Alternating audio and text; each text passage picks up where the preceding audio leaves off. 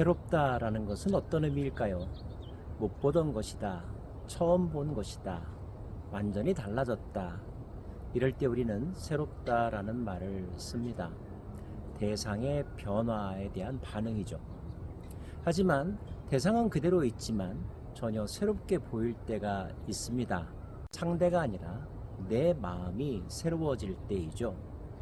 성경은 우리에게 새 노래로 하나님을 찬양하라고 말하고 있습니다. 이 새 노래는 어떤 노래일까요?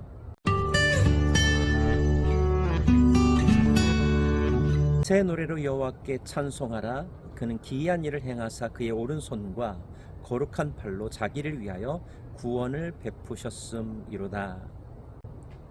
하나님께서 구원을 베푸셨다는 사실을 새 노래로 찬양하라고 명하고 있습니다. 이제까지도 많은 노래를 불러왔지만 또다시 묵상해 보면 새로운 멜로디, 새로운 가사, 새로운 리듬이 떠오를 수 있다는 거죠.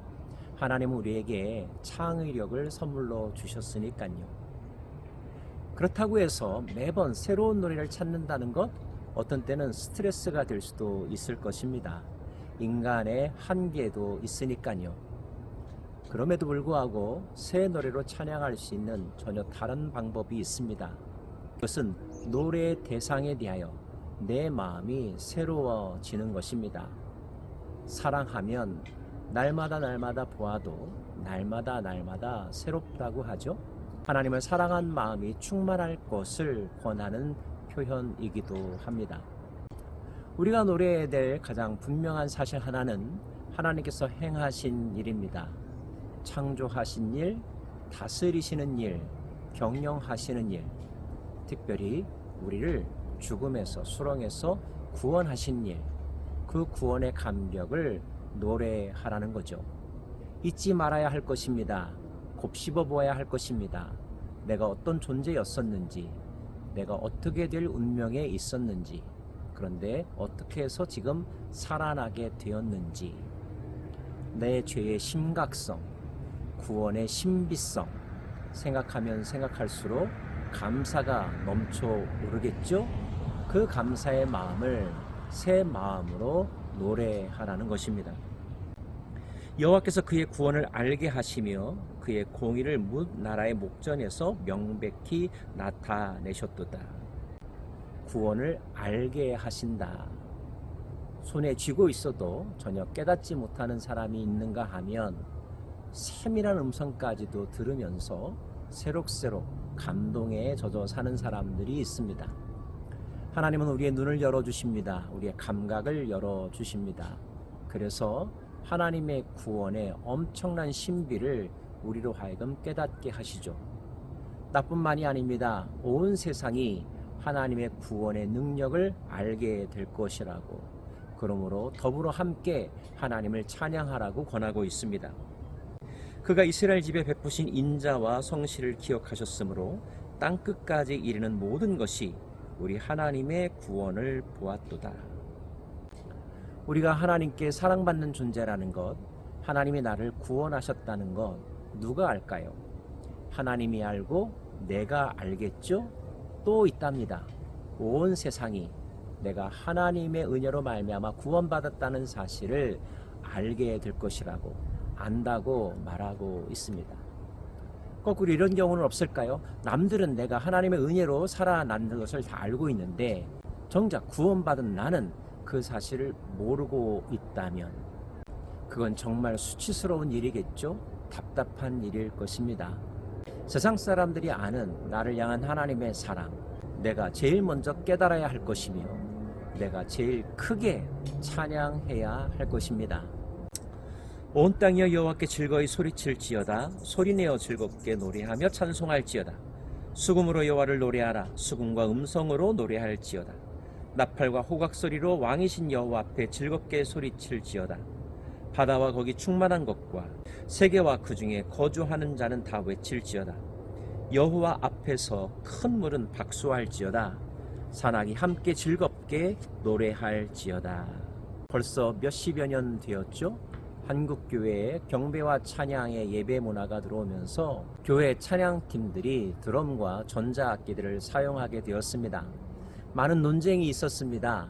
그런 것들을 예배 가운데 써서는 안 된다고 반대하는 분들이 있었고요. 그게 왜 안 되냐고 강력하게 주장하는 사람들이 있었습니다. 지금은 어느 정도 정리가 되고 합의를 이루어서 교회마다 새로운 리듬으로 또 다양한 악기로 하나님을 찬양합니다. 오늘 말씀을 보면 소리낼 수 있는 모든 도구들을 다 동원하여 하나님을 찬양하는 모습을 볼 수가 있습니다. 우리가 찬양하지 않으면 돌들이 하나님을 찬양할 것이라는 말씀이 있죠.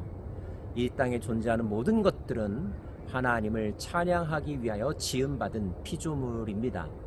소리는 다를 수 있고 제스처는 다를 수 있지만 그 존재 자체가 하나님의 영광을 드러내죠. 하나님의 솜씨를 찬양하기 위하여 존재하는 것입니다. 인생의 목적이 하나님을 찬양하는 것이라는 것, 의무이기도 하다는 것 잊지 말아야 할 것입니다. 멜로디가 없어도 상관없습니다. 목소리가 소프라노여도 베이스여도 상관없습니다. 여러분이 가지고 있는 그 모든 것들로 하나님을 기뻐하며 사랑의 마음을 드려보십시오. 더불어 찬양하는 사람들이 모여들 것입니다. 열방이 함께 찬양 집회에 모여들 것입니다. 얼마나 장엄하고 아름다울까요? 요한계시록의 하늘궁전의 모습을 보십시오. 찬송으로 시작하여 찬송으로 이어지고 있지 않습니까? 거룩하다 거룩하다 거룩하다. 만군의 여호와 하나님의 위대하심과 거룩하심을 노래하고 있죠. 우리도 그렇게 찬양해야 합니다. 그분의 존재가 거룩하고 나를 향한 그분의 사랑이 거룩하고 나를 구원하신 그분의 방법이 거룩하십니다. 십자가의 사랑, 끊을 수 없는 사랑, 포기하지 않는 사랑, 감히 이 땅에 누가 그 사랑을 흉내낼 수나 있겠습니까? 찬양은 이미 행하신 것에 대한 고백이며 감사이기도 하지만 앞으로 이루어질 것에 대한 소망과 기대이기도 합니다. 그가 땅을 심판하러 임하실 것이로다. 그가 의로 세계를 판단하시며 공평으로 그의 백성을 심판하시리로다. 그 날이 올 것입니다. 하나님의 심판의 날, 은혜의 날, 하나님의 공의와 정의가 이 땅에 완성되는 날이 올 것입니다. 하나님은 진리로 이 세상을 판단하실 것입니다. 악을 멸하실 것입니다. 의롭게 살아온 자, 살려고 노력한 자, 끝까지 우상에게 절하지 않은 자, 환난과 유혹 속에서도 믿음을 굳게 지킨 자들에게 하나님은 하늘의 풍성한 것들로 부어주실 것입니다. 그날의 의인은 영생할 것입니다. 악인은 멸절될 것입니다. 완전한 하나님의 나라 백성으로서 하나님과 동거하며 사는 삶, 우리가 하나님 안에, 하나님이 우리 안에 거하는 신비한 영적 하나됨이 완성될 것입니다.